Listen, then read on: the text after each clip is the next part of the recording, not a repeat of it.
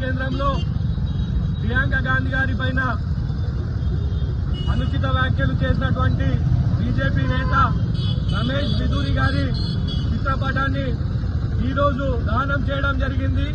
BJP party నిస్సిగ్గుగా ఎలా వ్యవహరిస్తుంది అంటే, ఒక నాయకుడు వాళ్ళ పార్టీకి సంబంధించిన నాయకుడు అనుచిత వ్యాఖ్యలు చేసినా కూడా వాళ్లకు నిమ్మకు నీరెత్తినట్టు విధంగా ఇంకా కాంగ్రెస్ పార్టీ మీదనే వ్యాఖ్యలు చేయడం వారు సిగ్గు పడాల్సిన విషయంగా భావిస్తున్నాము.